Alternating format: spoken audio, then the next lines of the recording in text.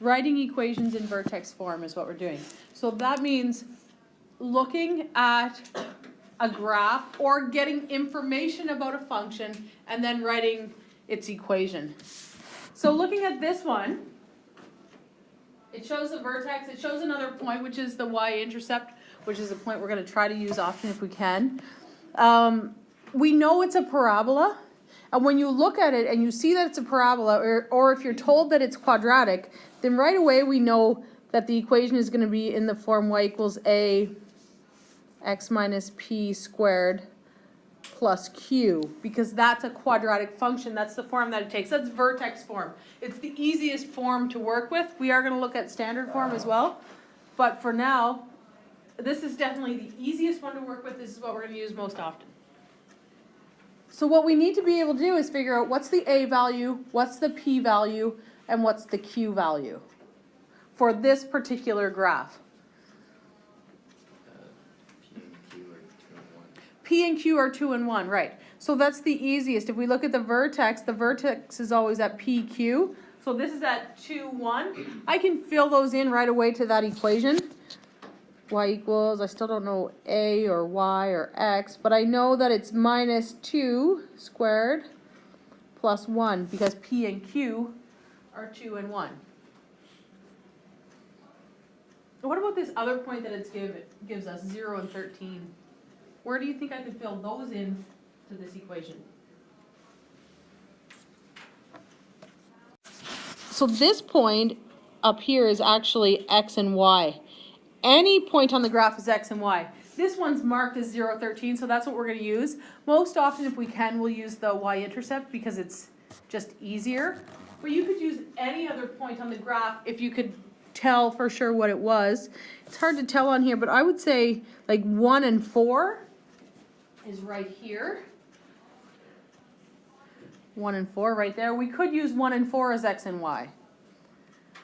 We could use 0 and 13. We could use 4 and 13. It's here. Or we could use 3 and 4. It's right there. There are lots of different points that we could use. But if one of them's marked, then that's the one that we'll use. If it's not, then you pick any other point on there. We're going to fill that in for x and y. So this becomes, what will I put in the place of y? The 0 or the 13? 13. The 13, right. So we get 13 equals a, x is 0 minus 2 squared plus 1. And now it's just some algebra to solve for a.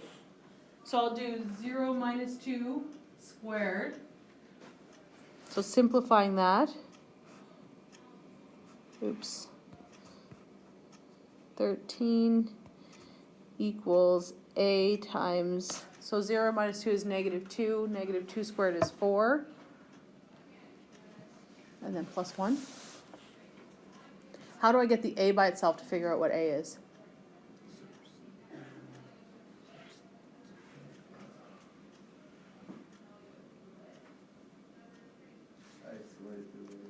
Isolate the variable, right. So I need to start by doing which operation first, Sawyer? To isolate it. Subtract 1. We'll subtract it from both sides. We get 12 equals a times 4. And then get rid of the 4 by doing the opposite operation. It's multiplying right now, so I need to divide. And I end up with a equals 12 divided by 4, which is 3. Once you get the a value, now I'm ready to write the answer. Here's the equation for that. Y equals 3 x minus 2 squared plus 1. That's the equation for this graph. How could you check and see if you're right? Put it into your calculator. So go into your calculator to your graph, type in that equation, and see if it looks like that. Here's another one. We're going to go through the same process. So here I have a point 0, 4. What are those values? Like x and y. X and y, right. So here we have the x and y. And this, 3, negative 2? P and Q. So I'll start the same, y equals a x minus p squared plus q. We're always going to start like that. And now I'm just going to fill all that in because I have x and y and p and q. What will I put in the place of y? 4. A stays in A. X is going to be 0. P will be 3. And Q will be -2. So fill all that in and then simplify until you can figure out what A is.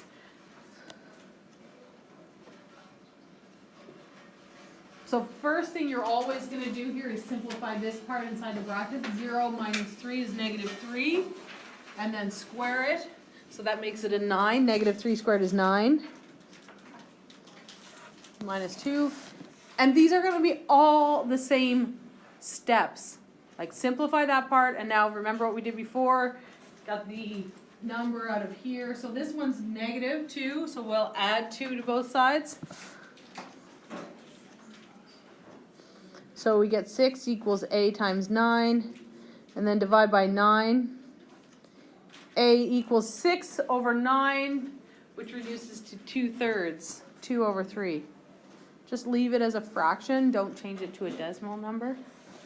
6 over 9 is 2 over 3. And then write the equation. Y equals 2 over 3, x minus 3 squared minus 2. And again, you could check by punching that into your calculator and seeing if the graph looks the same. So I started with the same as before, y equals a x minus p squared plus q. I filled in the values, but it does get a little bit tricky here because your p value is -5. And so that has to go in, so we go 5 equals a times -3, it's subtract -5. You could write that whole thing, if you wanted to, just as -3 plus 5 squared. Some of you may have done that, but you have to switch the sign, right? Yeah. So we're subtracting -5, which means it goes in as a plus 5. Then when you simplify it, it turns into a 4, so it's 4a. Subtract 7, divide by 4, you get a equals -1/2. If you look at the graph, you should be able to tell whether that a value is reasonable or not. The fact that it's negative, that's a good thing, right? It's opening down. It's 1/2, which means it should look a little wider than your regular y equals x squared. And to me, that one does look like it's a little bit wider. So that seems reasonable. I fill it in, y equals -1/2. Here I don't really want to say x minus -5. I want to say x plus 5 squared plus 7. And then you could graph that on your calculator to see whether or not it's actually correct.